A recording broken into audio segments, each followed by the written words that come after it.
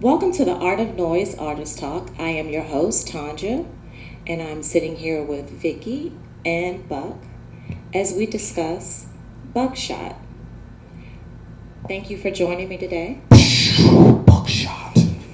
Pew, pew, pew. Yes, those are the shots.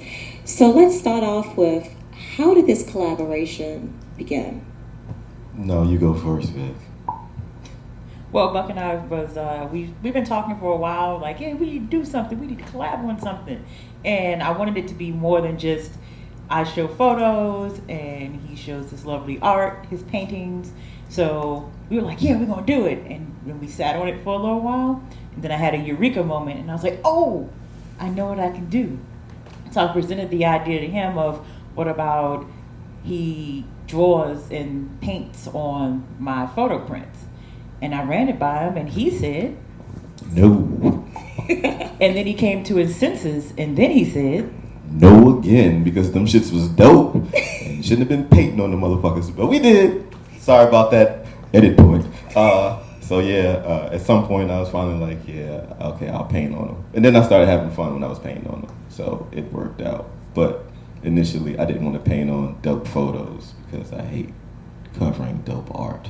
Bam! but adding your art made it even doper. So you got two dope individuals creating a dope piece, or dope pieces. Yeah. So it's like one of the twin powers activating.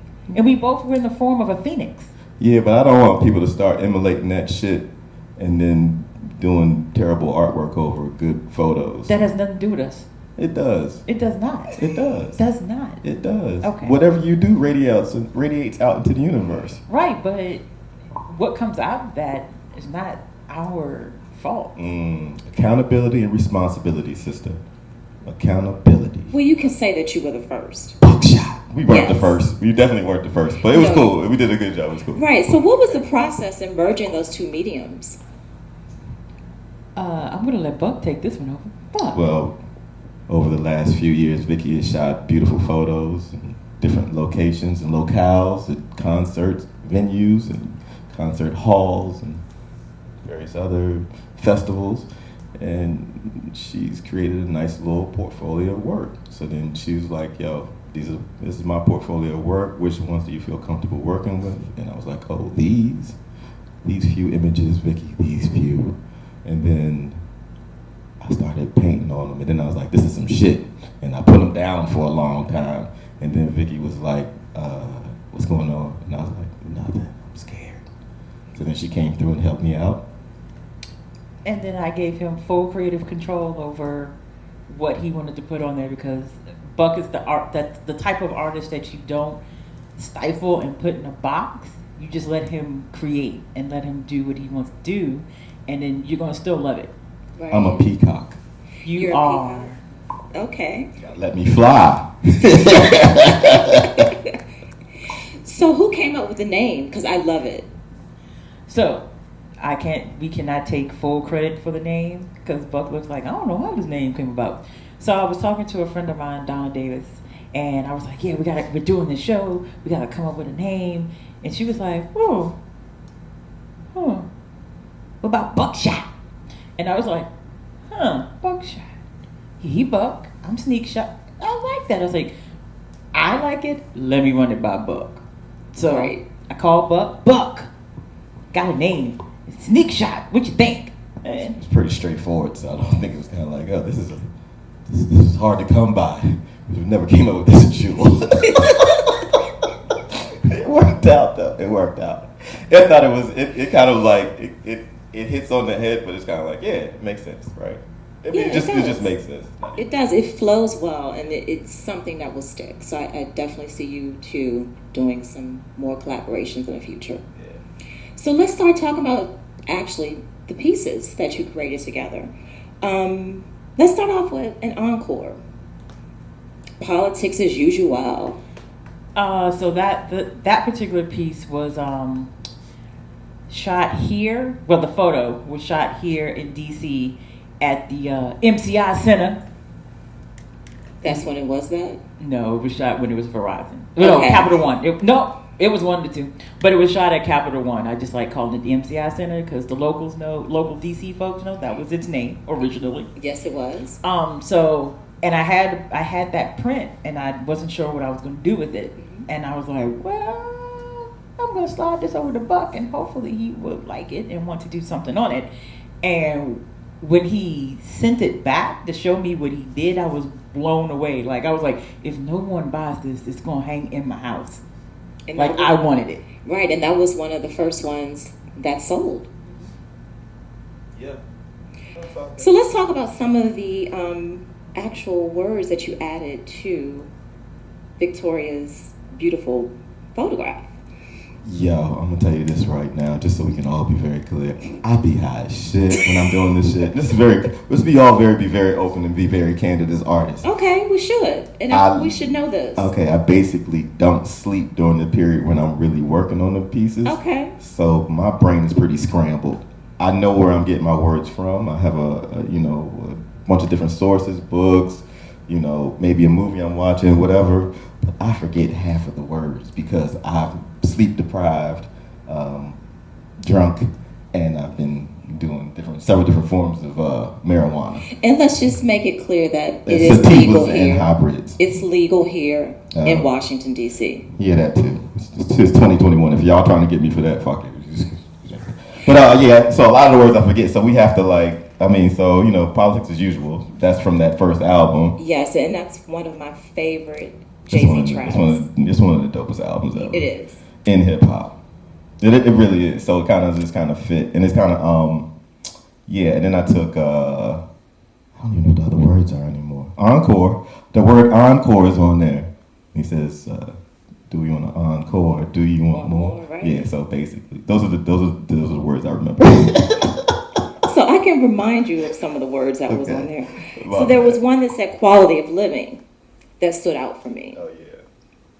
Yeah, well, I think with quality of living, I'm just thinking about, I don't know, there's a part of Jay-Z's work where you're like, this is important. You know what I'm saying? It's important for you to have a good life and to live a good life. And, and we, in African Americans, like the idea of, we talk about, we're very... It's very weird for African Americans because we do this thing where we talk about how bad things are and how terrible things are, and things are so terrible. And then all of a sudden it's like, yo, we having the greatest life ever. I'm doing the greatest things ever. And it's like, there's got to be a balance to have a quality of life if you're talking about living, right? So it's just so for me, it's kind of like this whole thing, I love a Jay-Z that, I love that shit, that encore shit and all the baller shit. But for the average human, you gotta ride that wave, you know what I'm saying? It's not all negativity and it's not all positivity. It's kind of like a balance. So I think that's what I was thinking about when I was creating that. Okay, there was one other one that stood out for me too. You had liner notes, which are extremely important now, but a lot of people don't really get to enjoy those because we're just starting to purchase albums again. Yeah. And with digital purchases, they do offer them now, but you really can't dive into them like we did growing up. So what made you think of liner notes? I think the liner notes part is just about, liner notes is just really talking about it's just, how do I put it? It's giving people credit. It's giving yourself credit. You know what I'm saying? My liner notes say, so-and-so produced this, I rapped over that, I wrote this, da-da-da. You know what I mean? That's important. People gotta have you gotta have your liner notes, you know what I'm saying, in life. You know what I mean?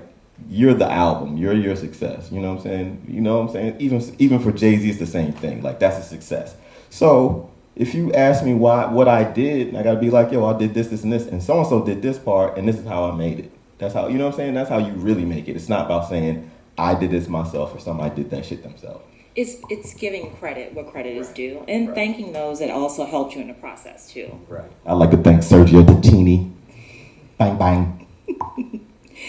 And the next piece I wanted to talk about was awareness, presence, breathe.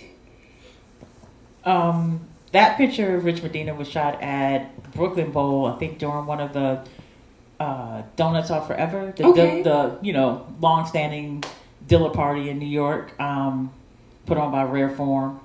And that moment, he wasn't even performing. He was looking in his tool set. Basically, he was looking at his computer, trying to figure out his set. And it was just a moment when the light kind of shined down on him, and I just captured that moment because I was like, yo, this is dope, because Rich is one of my favorite individuals. He's a good dude. We all know he's a good dude. He really is. Ricardo Grande, you a good motherfucker.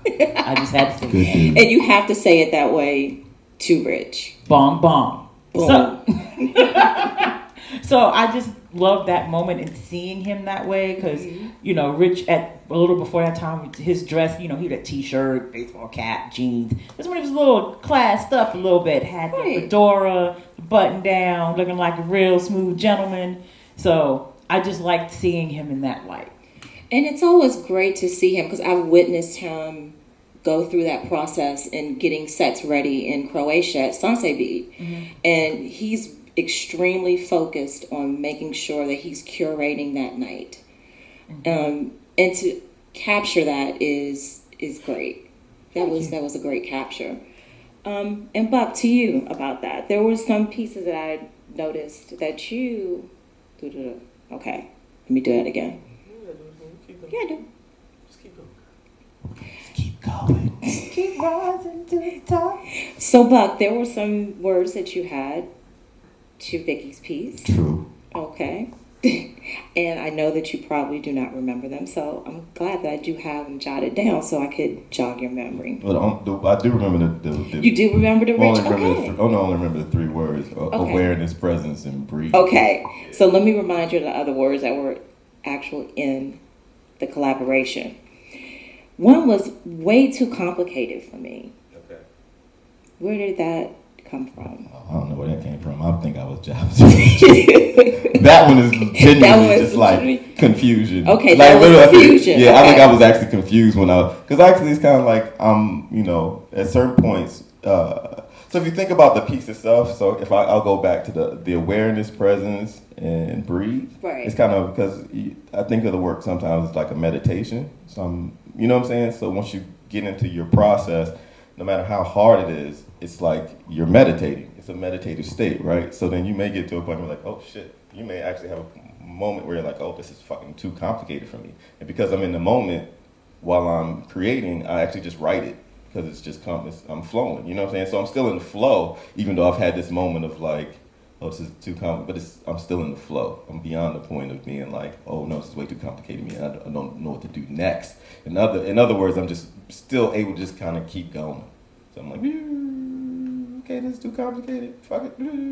Keep going. Keep painting. Yeah, there was one other one that really stood out for me that said, so beautiful to me. And what it did for me when I saw that, I just thought about the art of pulling records and actually, back to what you were saying, just curating your set.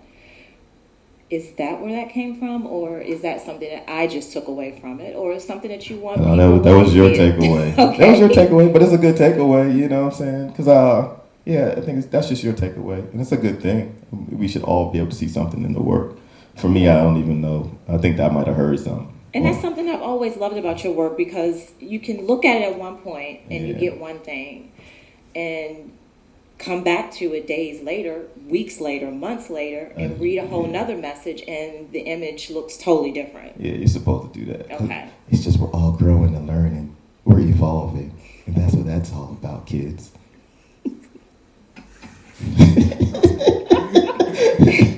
Wait a minute, just... So, but the idea also is that Rich is in a meditative state. Right. So that's the other part too. Okay. So Rich is going through his process.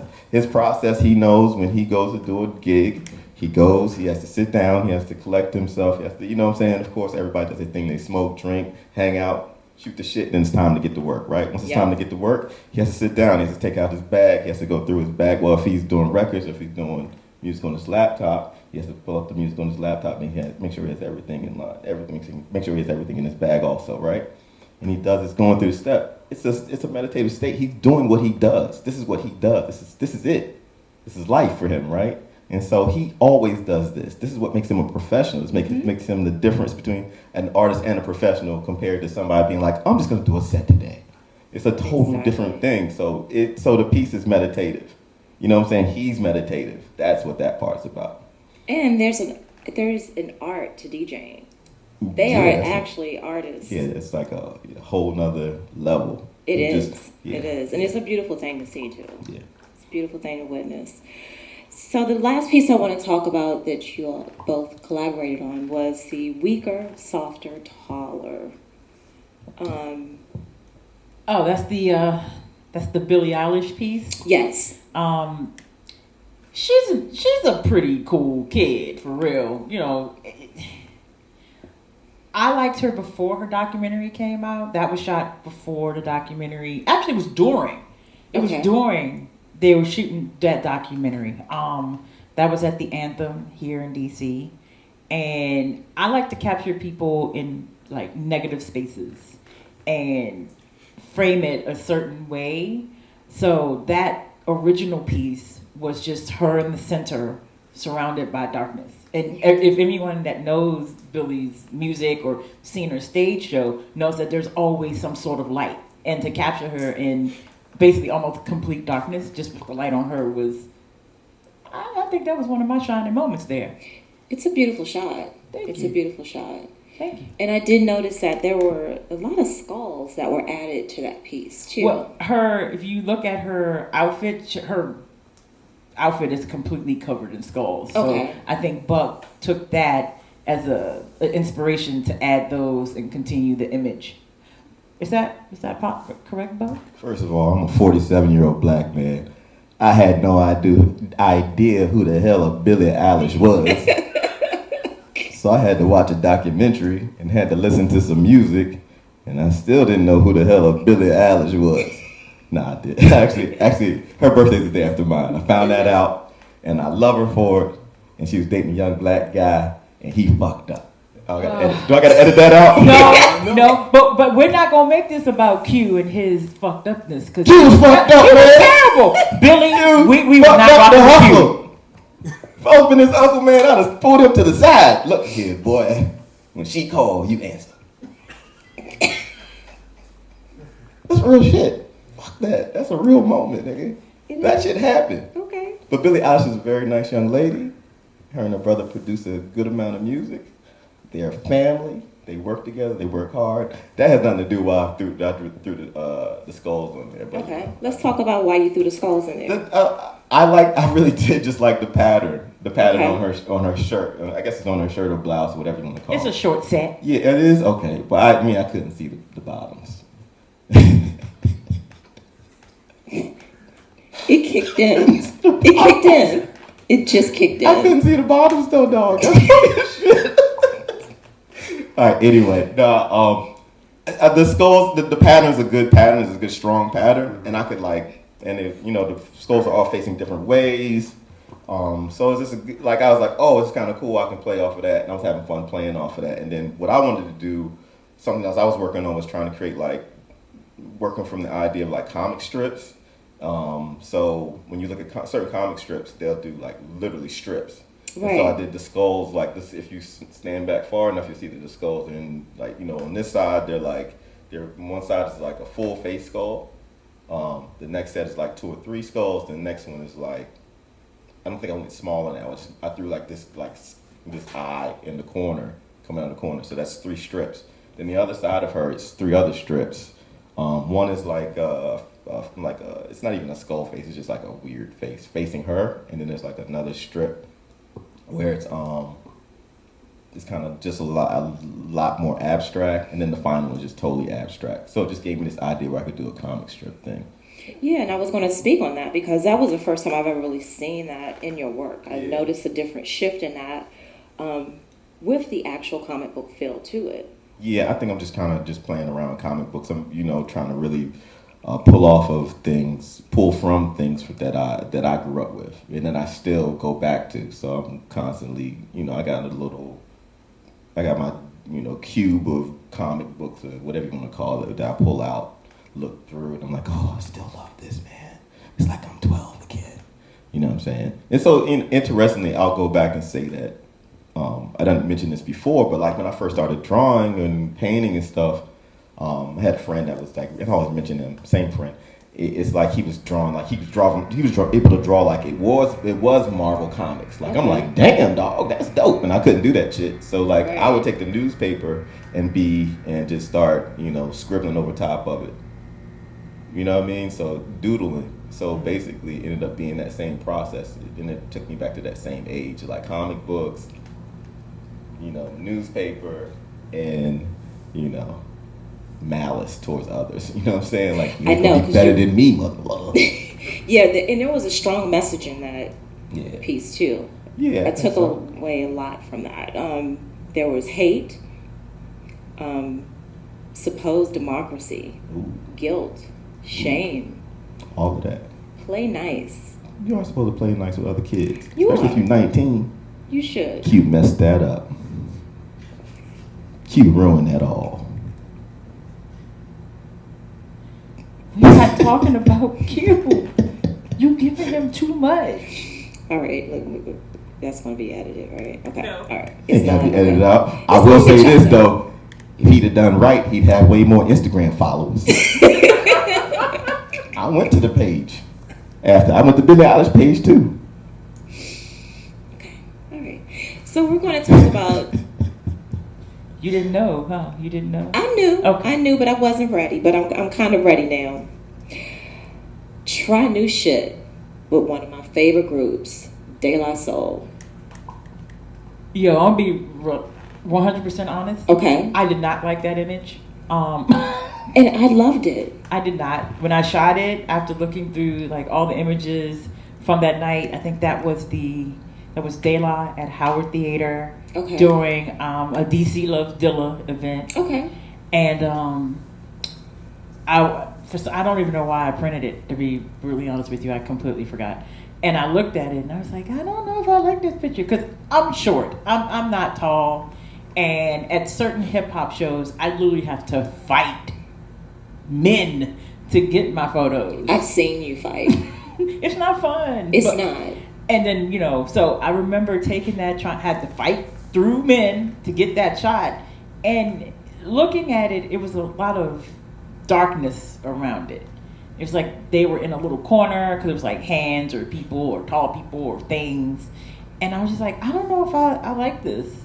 I don't know. So it was in the batch that I gave Buck. And when Buck pulled it out, I was kind of like, you want that? You sure? And Buck was like, fuck yeah, I want that. I want that. I was like, okay, fine, whatever. And what he created out of it is beautiful. And I was like, well, I didn't see any of that. And see, that's beauty in darkness. There is beauty in darkness. That was lovely.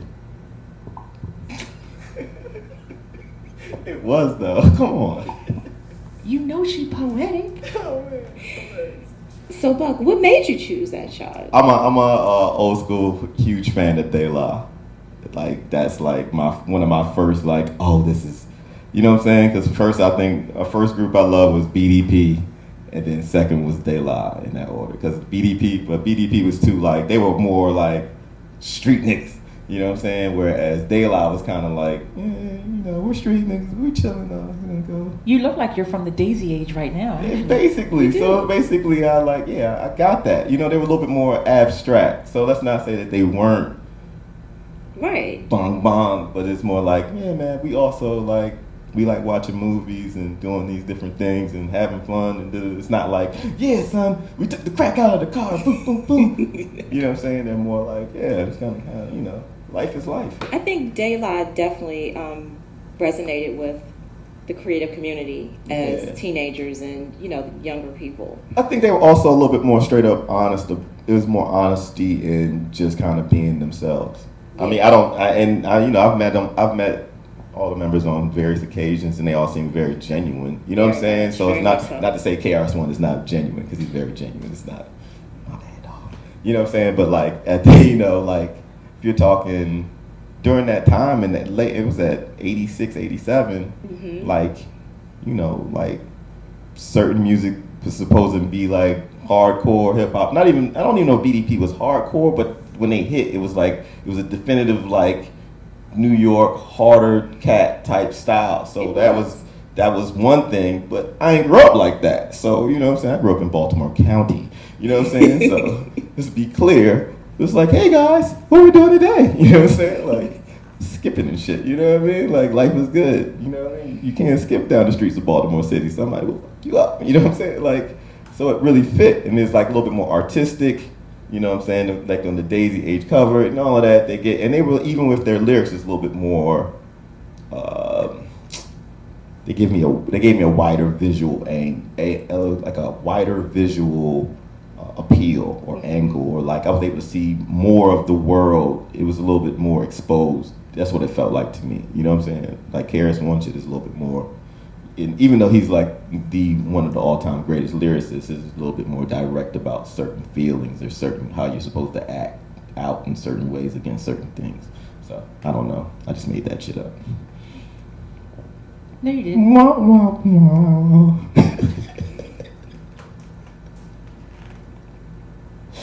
Sorry. No, that's fine. Edit point. All right, so Vicky, we're going to go back and forth, and I'm going to talk about some of your solo photographs that were in the exhibit, and Buck, some of your pieces that were in there as well that you did separately. And Vicky, one of the pictures that I loved was one of our DC. And so Dion Cole was the host, and Dave Chappelle was kind of popped out because he always pops out somewhere. So he popped out and he was heckling from the side. He was doing his Dave, talking to Dion, and then he came out and he was talking, and I was like, wow, this is a really great moment to capture with these two comics, especially Dave. I'm a big Dave Chappelle fan. And I was like, yeah, this is a moment. And normally I would probably have focused more on Dave. Mm-hmm. But I was like, no. This is not monumental, but it's a cool capture to have, like I said, both of them together. And I put that photo in black and white because I felt it was a classic moment. So black and white to me it brings out more of a classic feel. It really does. And it's amazing to see that in this exhibit, because the first thing that I thought was how Dion Cole's career has kind of pivoted. Now he's known as the DJ. The house DJ. Yes, and he's a dope DJ. He's very fun to watch too. I haven't watched any. Yeah, it's. I've heard. He has really grown into being an official DJ, and it's been a beautiful thing to watch happen during this pandemic. I mean, everybody's pivot during this pandemic has either amazed me or, well, it all amazed me, even what they did, because, you know, D-Nice with the whole club quarantine, and then the Versus thing, and Rich's thing, and Cosmo, and Spinner, like, they all pivoted. And I felt like that kind of inspired me a little bit, because, you know, with COVID, I can't go out and take photos at shows because there are no shows. Right. And now they're slowly trying to come back. But the one saving grace for me was I had a couple of friends. They put together a concert series for local DC artists at their home called the Small Wooden Box Concert Series. That's a mouthful, guys. I'm going to say it one more time. Small Wooden Box Concert Series. And it's a lovely space. So they invited me to come and like capture images during their performance. And that kind of kept me like 1 foot in the game and still inspired to shoot. And then I took a 3-week road trip and was shooting nature. Right. Which is totally something I don't do, but I enjoy doing it. I may show those one day. But I would say Small Wooden Box kind of kept me motivated and inspired. Yeah, and you know, that's something that I think as creatives, especially for you, you have been out of your element for like almost, well, over a year now. And to see that you were able to still bring some beauty out of it by shooting outside and having the opportunity to do those small events, I mean, it still kept you in a creative mode, but I'm quite sure your eye has changed also. I think so. I mean, I hope it hasn't, but it might have. And it's probably for the better. But yeah. We're going to find out whenever things start to open back up and I can get back in the pit, because put me back in, coach. My fingers are itching. They're itching. They're ready to shoot. So, Buck, I wanted to talk about, I think it was a paliptych that you did. Are those four pieces meant to be shown together? Oh yeah, those are supposed to, yeah, they're supposed to be shown together. Those are my just have fun pieces. Okay. And it was kind of like fucking around. I did it was I wanted to do this thing with the lens, the camera lens, since it was called Buckshot. The show's called Buckshot. So I was just doing this kind of like fun thing, playing around with like in these like figures that usually are found in the background of my paintings. Like Okay. you'll usually see those kind of figures like start to just they'll be detailed in the backgrounds. So I wanted to do like take the things that I've been detailing in the background and make them their own pieces. Yeah, so I had a friend say I should try that, and I was like, okay, cool, why not? Yeah, I love it. It had a lot to do with a little bit of, I guess, are those robots? What are they? I don't know, man. They're just things. They're just things? Just things. I've been doing this thing where like I create these little details, and they start to look like maybe they're from Star Wars or some like sci-fi comic, some sci-fi cartoon. So it's like little details that when they add up to something, and it's like, oh, this looks like this. In the beginning, I don't know what the fuck I'm doing. I'm just kind of like, yeah, I was going to do this and play around. They're like, oh, this looks like a spaceship, or this looks like a wing, this looks like a speaker. You know what I'm saying? And it's kind of like more like it's like I'm just working through problems that I'm creating in my head. So it's brain games. So I'm just playing games until it's finally like, okay, I did enough. Okay, and You're the Bee's Knees. That one I really felt a comic strip vibe to. Oh, that shit was hilarious. Shout out to my homegirl Sharice Coley in Miami because I called her and I was like, yo, I need to put something on here stupid. She said, say B what I missed. And I was like, yo, that shit is stupid as shit. And we like, I was high, we were laughing. And I was like, I'm just gonna go ahead and write this on there. So I took a big marker and wrote it on there. And I was like, oh man, thank you. Then I hung up the phone. Yeah, and then the other pieces in that series, this is the first time I've ever really seen a lot of words on it, usage on it. Yeah, that's just me. But that's just me playing around with being a little quiet sometimes. Sometimes you don't. Sometimes you want to be quiet and just kind of let things be what they are. Because I understand that. I understand the way my work's been evolving. For some people, they find words and a lot of extra without it having a lot of negative space. That they get scared and don't know how to center. They get anxious and don't know how to center themselves to actually see the work. So I also know that I have to be, I have to allow people to give a space where they can enter. So these are like pieces to enter them into more of a domain of where it's gonna be. So that if they go two pieces over, it's gonna be like, this is a lot of crazy shit, and I'll be like, man, sit still. And look, baby, just look at it. And if you look at it long enough, you really start to see what's really in there. You know what I'm saying? But so I'm those not. are your starter pieces. Yeah. Really, and it's really just to do that. It's really it's a different kind of brain game for them. You know what I'm saying? Like it's like, okay, this is okay, baby. It's okay. And then you be like, nah, motherfucker, you're 35. Get a job. You know what I'm saying? Like growth. But that's the point of making you feel that way. Like it's really supposed to like, you know what I'm saying? Like I'm trying to give you intensity in a different way. And so sometimes you have to like, you can't just go up and punch everybody in the arm. Right, you know what I'm saying? You shouldn't. It's not nice. Yeah, it's not nice. A young child shouldn't have to get a job right away. Mom, dad.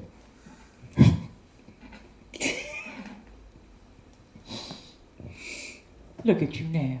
Still looking for a job. Still ain't got no job. He ain't got no job. Ain't got no job. What up, Tommy? Bang, bang. You know what it is. What does that nigga do? Nothing. So, Vicky, let's talk about the Van Hunt piece. I love that piece. So I like to play with my camera. There's a little multiple exposure setting. And the trick with that one is timing, because anyone can try it and it's going to look weird if you don't time the person right. And with that particular this particular photo, I shot that in Baltimore. Buck, your hometown. Yeah. Shout out to Baltimore. I shot that at Baltimore at the Cultural Alliance place. We love Baltimore. Yeah, Baltimore's great. That's not, that. Sorry, that was a That's reflection. that. You don't look at me. Huh? Oh no, really. So Van, a lot of people still don't know that Van is still performing. He's still performing. He's still performing, even though he's with Hallie. He's still performing, Yes. and he's made a few albums after his debut and this sophomore album. Anywho, he's one of my favorite voices, and when I shoot certain performers, I listen to their voice or a favorite song. Like before I go to the venue to shoot them, I'll listen to my favorite song to kind of get me into that moment, and it helps. Well, it doesn't help, but it's a pleasure when they sing the favorite song, and so that puts me in a different zone when I shoot them. Mm-hmm. So with Van, Teach Me a New Language is my jam, and I was like, oh, it'd be nice if you sing that song, because Van he be singing whatever he want, for real. The set list be all over the place. And then I was sitting there, and I was like, okay, I'm done shooting. I put my camera away, because I was done. And then I heard the first couple of calls. I was like, oh, I know what this is. So I grabbed my camera out, and the photo that you see is what came from that moment.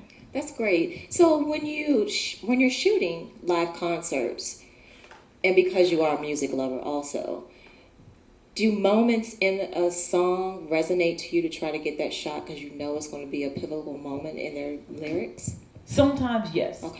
But it also depends, there's so many stipulations with shooting. Why do you look like that? Oh, okay, I'm sorry. From Baltimore, that's how we look half the time. You don't look like you're mad at something. Shit, make sure everybody stay cool. Okay. You cool, though. Cool. All cool. right. Be cool, baby. Be cool. That's a real thing. That's a real Baltimore We got thing. peace and love up here. Just gotta create an atmosphere of tension for no reason. Tension. My bad, but I wasn't trying to do that. I really. Just, I was concerned. But let's will it in. So anyway. I'm driving this train. Choo choo. It's only going one way. Though. So yes, I hate you, Buck. No, I love you, Buck. I love you. We love you, Buck. Go ahead. Go. I'm sorry. It was my fault. I reeled him in. That was me. So yes, sometimes I do wait for certain moments if I know the song or whatever, and I know like there's a high note, or I sometimes would study if they're on tour. I would study what their stage show looks like, what their lighting is like, and maybe see where this moment is. I think for me, this is going to be terrible because I said this person's name all the time, but if you ever see any of my older Miguel shots, those moments show a lot in those particular photos. And maybe some of the Erykah Badu ones. Mm-hmm. But she's always a moment. She's a moment within a moment of a moment. Right. So you're going to get a good moment with her. And you know what? And I just want to go into another shot that you had that I really love because people a lot of times don't really catch the crowd reaction. And I think this was a great shot that you got, If You Want to Rage. So that one was a Afro-punk. Like there's always great energy and moments at Afro-punk. But normally I don't really take photos of the crowd. Right. And for some reason I was like, I was just kind of watching the crowd's interaction with Rico Nasty, who's actually from the area. She was performing and all that energy was all for her. Like she was giving it back. It was a great exchange of energy. And there's this one girl that is like, she is just so excited, but her phone is in her face and she has on the Bad Brain shirt. And then there's the girl beside her who looks like she's about to spill out and give up everything. She does. Because I was worried. I was like, oh, I don't want it to be a boobs out situation. I ain't trying to capture that. And then most people don't realize Bad Brains is from DC too. I know that, but okay. Yeah, most people don't. Most people don't. They don't. They don't give DC their credit for the punk movement. Thank you, Buck. I like you on my ad libs. You like my Luther right now. Yeah, you know what it is. I got you. Yeah, thank you. I got you. But yeah, that shot. I have so many people that like, I hate you for that shot. Why? Wait, why? I always wanted to know why he hated me for that. Oops, I said it was a he. It was someone. No, he could be named. He said he hated me for that shot, and I guess because I caught a great shot. But that person takes great shots all the time. All the time. Honestly, y'all, if y'all see our Buckshot promo shots, that same person took that shot. Creative 71 took those shots. So he doesn't need to hate on me for anything, because he's dope within himself. So dope that I rock his gear. This joint says AO. So he's putting out clothing lines. Got to support these black businesses, bro. But yeah, back to that crowd shot.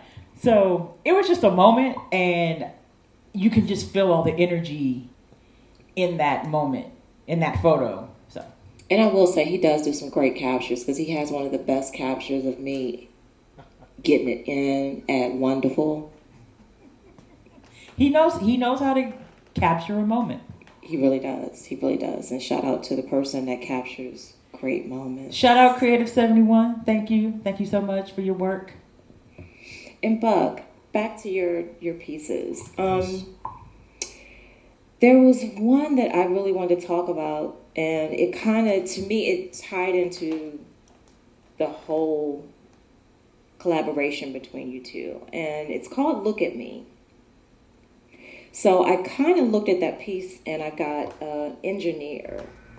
Because when you think about an engineer when you're recording, they kind of have that same, they're in the background, and they're working with their board.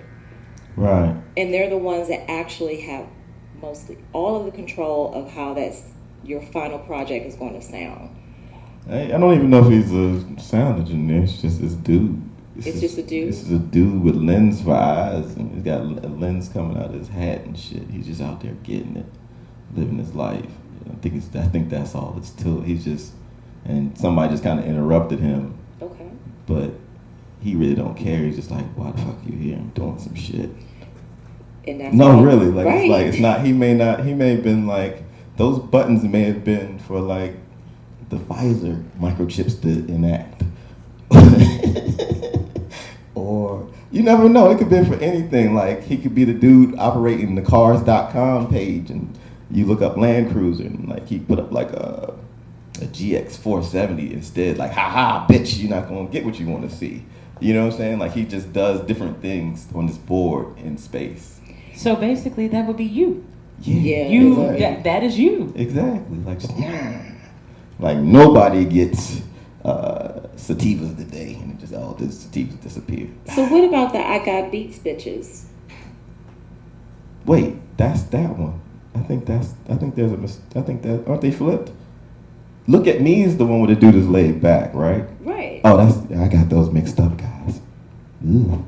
So that's why I was saying the engineer. Oh yeah. Well, both of them are. I think. Well, both of them are engineers. You know what I'm saying? So it's, in that respect, it's kind of like it's just different approaches. So excuse me, but those are just different approaches to the same kind of like whatever energy. You know what I'm saying? And I got the energy of a producer from I Got Beat Bitches. Yeah. So I think it's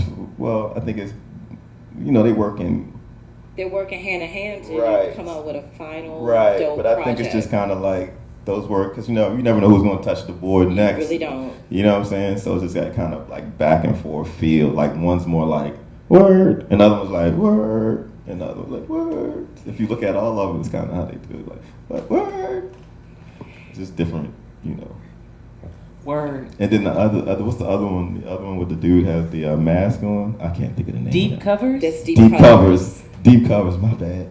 Thank you. You're welcome. And he's kind of like more back like.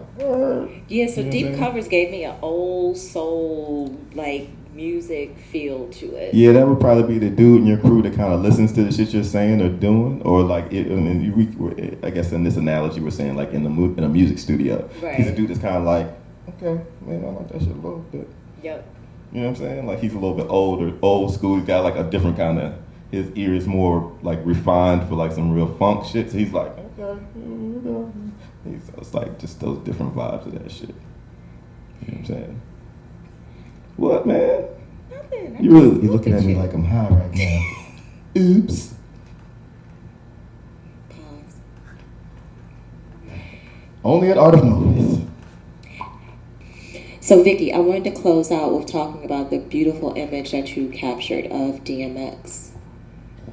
That one was also, wow, it seems like I travel, but it seems like all the photos have been here so far, which is kind of funny. But the DMX one was in 2015, I think 2015 or 2016, I think it was 15.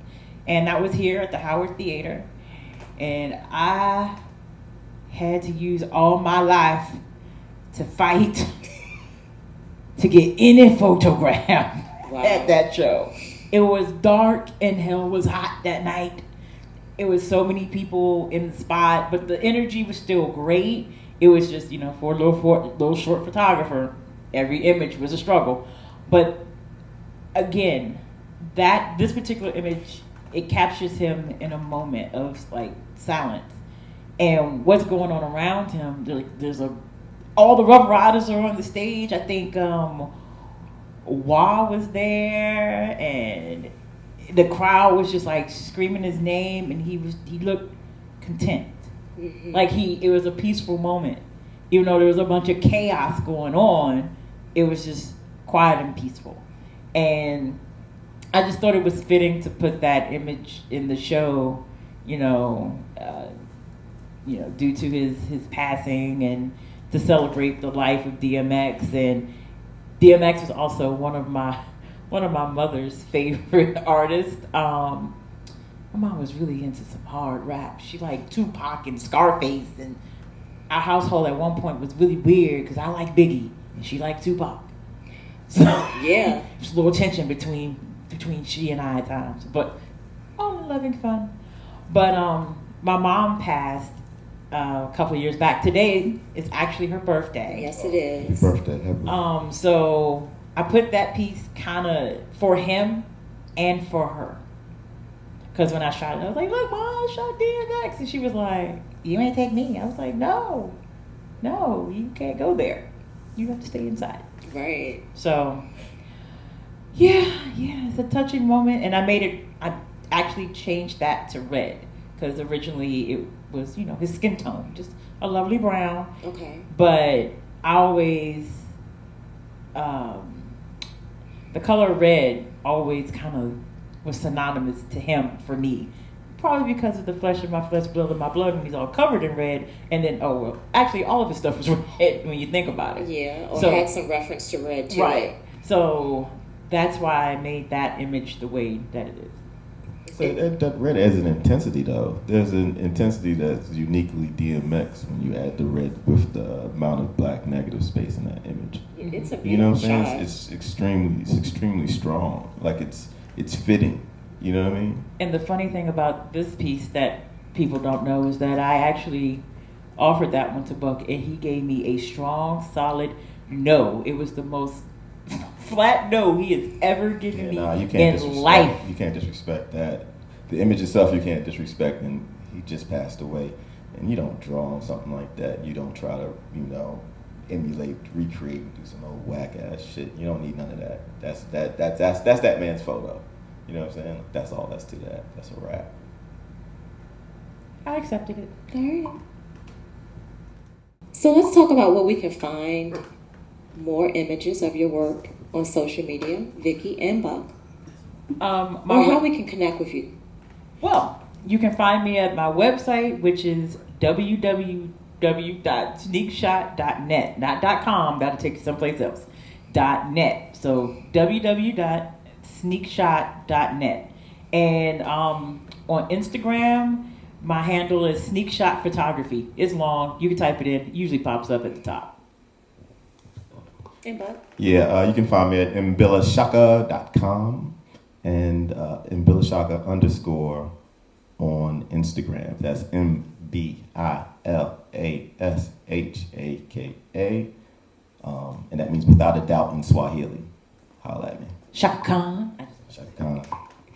And you can get more information about Art of Noise Gallery at artofnoisedmv.com. Make sure that you do follow Art of Noise at Art of Noise DMV on Instagram. That concludes our talk this evening.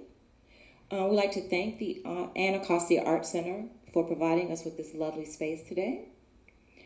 And we'd like to thank Art of Noise Gallery for giving us this opportunity to show your beautiful work and to have me host this talk.